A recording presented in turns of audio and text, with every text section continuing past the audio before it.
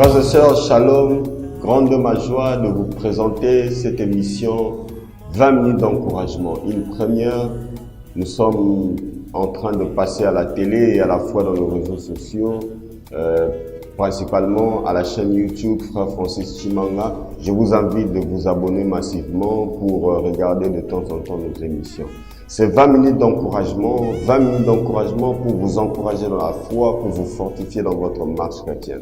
Alors sans plus tarder, je vous prie là où vous êtes de baisser vos têtes avec moi et nous allons recommander ces instants entre les mains du Seigneur. Tendre Père, nous te bénissons, nous te rendons grâce. Ta parole déclare que l'homme ne vivra pas seulement du pain, mais de toute parole qui sort de ta bouche. Seigneur, daigne à parler à ton peuple et utilise-moi simplement comme un instrument pour véhiculer ton message. Au nom de Jésus, Amen. Frères et sœurs, nous allons commencer une première série d'enseignements que j'ai intitulé « Vivre le plan de Dieu ». Vivre le plan de Dieu. Quand on parle de plan, on voit principalement trois choses. La première des choses, c'est une projection sur une chose que l'on veut accomplir.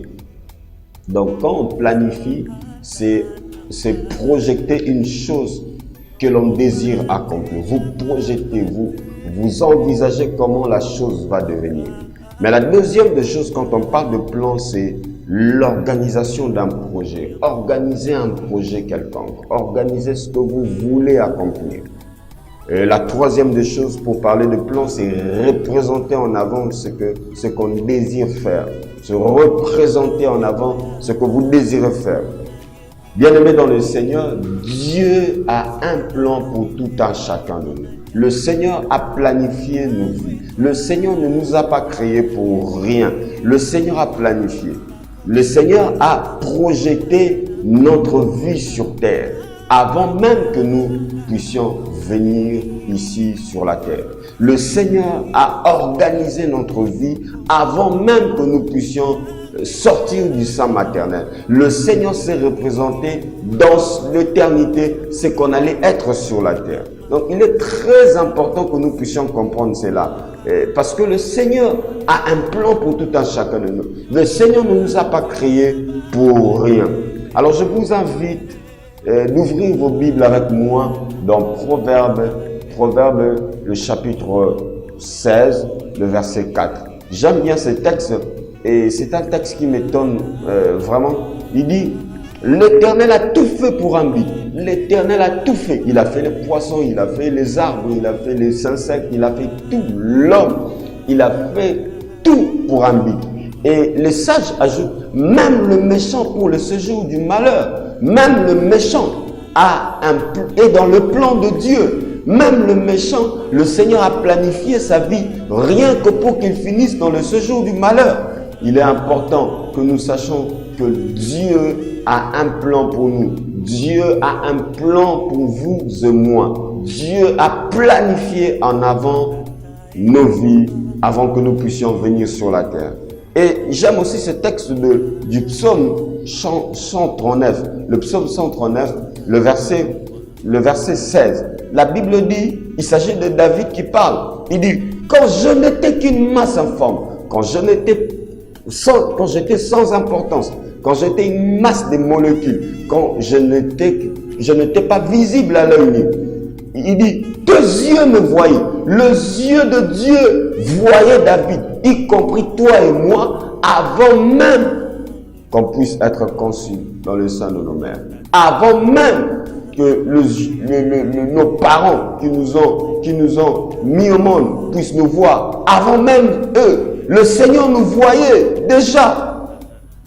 Et j'aime la suite de ce verset, il dit, sur ton livre était tout inscrit, le jour qui m'était destiné avant qu'aucun d'eux n'existât. Sur ton livre était tout inscrit, le jour qui m'a été destiné avant qu'aucun d'eux n'existât. Le jour qui a été destiné avant que ça puisse exister. Le Seigneur l'avait déjà planifié dans son éternité, mon frère, ma soeur.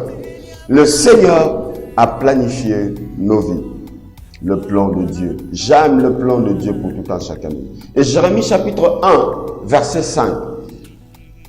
Jérémie chapitre 1, verset 5. Voilà encore pour nous illustrer que le Seigneur a planifié nos vies avant que nous puissions venir sur la terre. Jérémie chapitre 1, le verset 5. La Bible dit, avant que je t'eusse formé, le Seigneur parle à Jérémie. Il dit, avant que je puisse te former dans le ventre de ta mère, je te connaissais. À toi qui dis, Dieu ne me connaît pas parce que je passe par des moments difficiles. Laisse-moi te dire, mon frère, ma soeur, Dieu te connaît. Peu importe ce que tu es en train de vivre, peu importe ce que tu es en train de connaître, peu importe les situations par lesquelles tu es en train de passer, laisse-moi te dire que Dieu te connaît. Il dit, avant que tu fusses sorti de son sein, je t'avais consacré. Le Seigneur avait déjà prévu à ce que Jérémie devienne prophète avant même sa conception dans le sein maternel. Le Seigneur l'avait déjà consacré. Je t'avais établi prophète des nations. Le Seigneur l'avait aussi établi avant toute chose. Oh bien-aimé, le Seigneur a planifié nos vies. Le Seigneur a planifié nos vies. Mais laissez-moi vous dire que le plan de Dieu est supérieur à nos plans. Ah, ça c'est une vérité très importante. Le plan de Dieu est supérieur à nos plans. Le plan de Dieu surpasse nos plans. Ça veut dire quoi? Qu'est-ce que je veux dire par là? Que le plan de Dieu s'impose dans nos vies. Le plan de Dieu s'impose dans nos vies. Ce sont le plan de Dieu qui s'accomplit. Ce sont le plan de Dieu qui se réalise par rapport à nos plans. Ça s'impose à nos vies. Alléluia, mes frères et sœurs. Le plan de Dieu surpasse nos plans. On a tous des plans, on a tous des projets. On projette à faire quelque chose. Mais le plan de Dieu est supérieur à nos plans.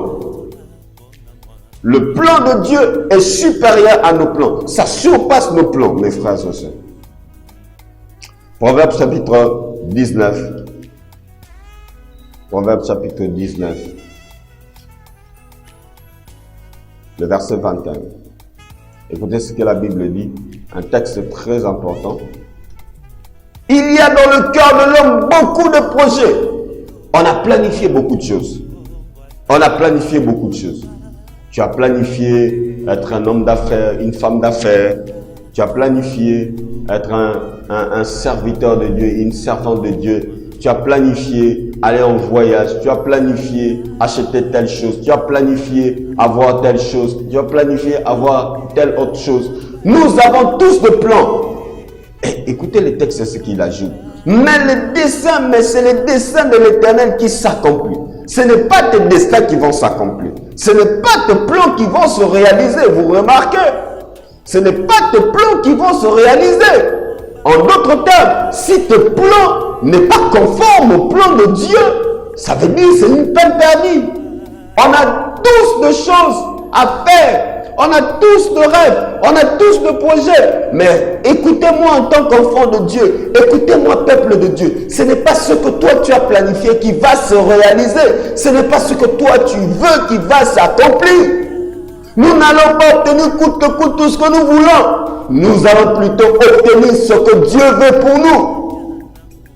Alors voici ce que tu dois faire. Voici comment tu dois prier. Le Seigneur, tu dois parler tout le temps à Dieu. Seigneur, révèle-moi tes plans. Montre-moi tes plans. En quoi est-ce que tu m'as appelé? Tu m'attends à faire quoi? Révèle-moi tes plans. Il est très important que nous puissions découvrir le plan de Dieu pour nos vies. Très important que nous puissions découvrir ce que Dieu veut pour nous. Très important, mes frères et sœurs. Il dit, il y a dans le cœur de l'homme beaucoup de projets, mais c'est le dessein de l'Éternel qui s'accomplit. C'est le dessein de Dieu. Ce n'est pas tes desseins. Ce n'est pas tes projets qui vont se réaliser. En parlant de cela, moi j'avais beaucoup de projets. Permettez-moi de parler de moi-même. Moi j'envisageais être un homme politique. Et quand quelqu'un me disait, toi tu es appelé à servir Dieu, je n'acceptais pas ça. Je disais non, ça c'est pas ma vocation. Ma vocation c'est d'être un homme politique, d'être un homme d'affaires. Mais écoutez, le dessein de Dieu, c'était pour que je le serve. Je n'ai pas voulu ça. Je n'ai pas cherché ça. Bien aimé, le dessein de Dieu Dieu, c'est ce qui se réalise. C'est pas tes desseins, c'est pas tes plans. Tu dois accepter que le dessein de Dieu se réalise dans ta vie. Nous devons arrêter ce christianisme qui consiste à vouloir coûte que coûte ce que nous voulons. Non, Seigneur, tu dois faire ça, tu dois faire ça, tu dois faire ça. Non, Seigneur, fais ce que toi tu veux dans ma vie. Fais de moi ce que toi tu veux. Bien aimé, nous n'avons pas de volonté. C'est Dieu qui a la volonté pour nous. C'est la volonté de Dieu qui compte pour nous.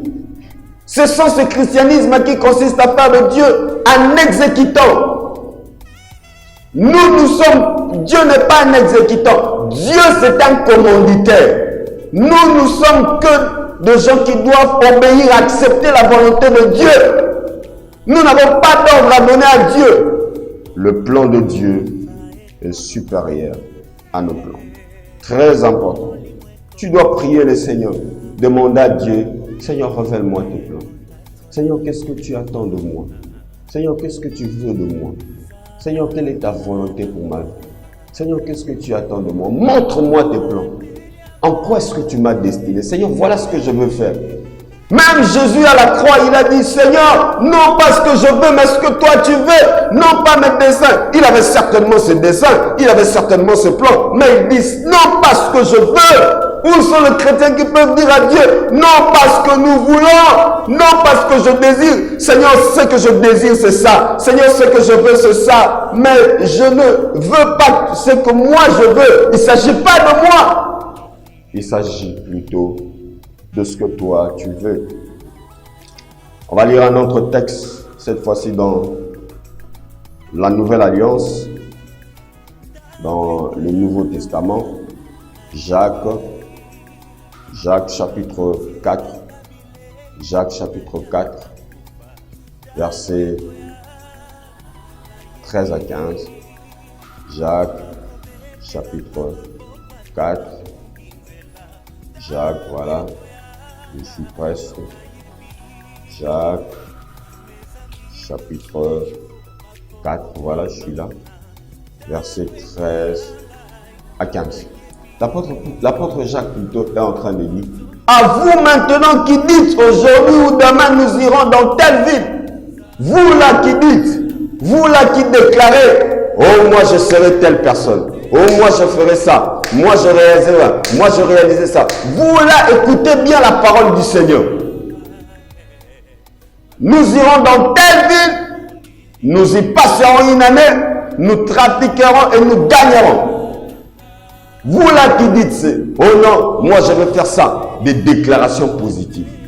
Je ne suis pas contre les déclarations positives, mais vous devez déclarer plutôt ce que Dieu veut pour vous et non ce que vous voulez pour vous-même. Non, les déclarations positives, ça ne marche pas quand c'est hors de la volonté de Dieu. Je peux déclarer, je serai roi, je serai milliardaire, mais si ce n'est pas dans le plan de Dieu, ça ne se réalisera jamais. Tu perds ton temps. Je peux déclarer, j'achèterai un jet privé. Je peux déclarer, je vais faire ceci. On peut déclarer n'importe comment. Mais si ce n'est pas dans le plan de Dieu, ça ne se réalisera jamais.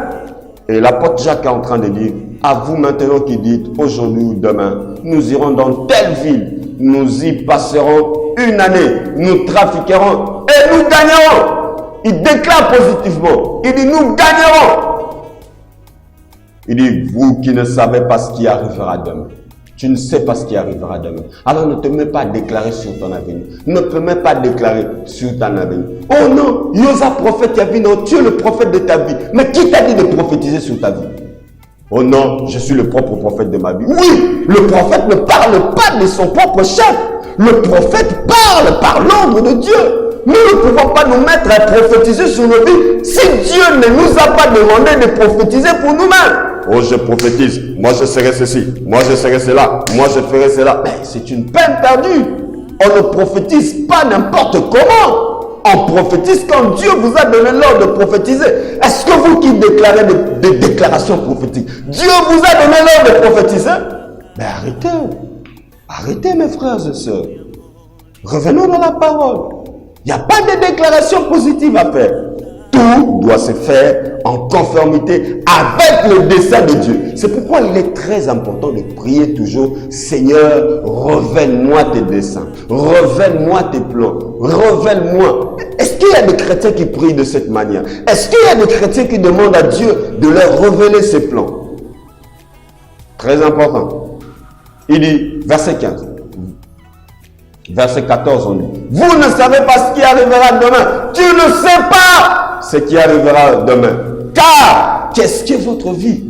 Qu'est-ce que votre vie, mes frères? Qu'est-ce que ma vie? Qu'est-ce que ta vie? Rien du tout. On n'est rien, mes frères. Nous sommes rien. Moi que vous me voyez, je ne suis que la poussière. Je ne suis que la poussière. On n'est rien du tout. Vous êtes une vapeur qui paraît pour un peu de temps et qui ensuite disparaît. Une vapeur. La vapeur fait quoi? Ça paraît, ça monte et puis ça disparaît. C'est ça nous. Pourquoi il faut s'enorgueillir? Pourquoi il faut frapper la poitrine? Oh non, moi je suis un grand homme. Moi je suis un petit Dieu. Moi je sais la tête. Moi je suis la quai. Moi je vais faire de grandes choses. Moi j'aurai ça. Est-ce que Dieu t'a demandé de déclarer ça? Est-ce que c'est dans le dessein de Dieu? Voilà pourquoi il y a beaucoup de frustrés dans nos églises. Ils se sont mis à déclarer, à donner des offrandes, à arracher, à sceller des prières. On dirait si c'est Dieu qui vous a demandé de sceller des prières, mais rien ne se passe. Pourquoi? Parce que vous ne connaissez pas le plan de Dieu. Si tu connais le plan de Dieu, tu seras à l'aise. Seigneur, je te bénis parce que je sais que même si ça tarde, ça finira par se réaliser. Parce que c'est dans ton plan. Le plan de Dieu. Il est très important de connaître le plan de Dieu. Il dit, vous êtes une vapeur qui paraît pour un peu de temps, qui ensuite disparaît. Vous devrez dire au contraire, si Dieu le veut. Il est très important de dire au contraire, si Dieu le veut, si c'est dans le plan de Dieu, nous vivrons et nous ferons ceci ou cela. Si c'est dans le plan de Dieu, si c'est dans le plan de Dieu, je réaliserai telle chose. Mais contrairement, c'est le plan de Dieu qui se réalise, ce n'est pas nos plans. Merci bien-aimés. Alors je vous prie de baisser vos têtes avec moi et de prier pendant quelques minutes. Seigneur, nous te bénissons pour ta parole, Seigneur. Oh Seigneur, nous avons besoin de connaître ton plan. Nous avons besoin, Seigneur, de connaître c'est à quoi tu nous as appelés. Nous avons besoin, Seigneur, de découvrir ton plan pour ne pas tâtonner, pour ne pas marcher vague que vague, pour ne pas être dans l'imprécision, pour ne pas battre à l'air, Seigneur. Oh Seigneur, révèle ton plan à mon frère, révèle ton plan à ma soeur. À quoi est-ce que tu nous attends, Seigneur? Oh Seigneur, nous pouvons prier comme toi, notre maître, alors que tu voulais monter à la croix. Tu dis, Père, non parce que moi je veux, mais ce que toi tu veux. Seigneur, non parce que nous voulons, mais c'est ton plan. Ce que tu as planifié, Seigneur, avant notre naissance, avant notre venue, avant la venue de mon frère, avant la venue de ma soeur, ce que tu as planifié, que cela se réalise. Accomplis ton plan. Aide-nous à rester dans ton plan, à ne pas sortir, à ne pas nous écarter de ce que tu as planifié. Aide-nous, Seigneur. Oh Jésus, merci Seigneur. Que la gloire et l'honneur te reviennent au nom de Jésus. Amen. Voilà, je suis votre bien-aimé Francis Chimanga, prédicateur de la parole de Dieu. Voilà, mon numéro s'affiche au bas de l'écran. Je vais m'appeler. Et je vous invite aussi à vous abonner à notre page, à notre compte YouTube, Frère Francis Chimanga. Et nous sommes aussi sur Facebook, Francis Chimanga officiel. Abonnez-vous et vous pouvez suivre régulièrement nos émissions au cas où vous l'avez raté à la télé. Mais je vous prie de vous abonner, de nous écrire, de nous encourager, de nous soutenir dans la prière. Merci beaucoup, que Dieu vous bénisse. Je remercie beaucoup mon frère Raymond Ngimbi qui était à la caméra et toute l'équipe de Cascade TV. Que Dieu vous bénisse. Merci, à la prochaine.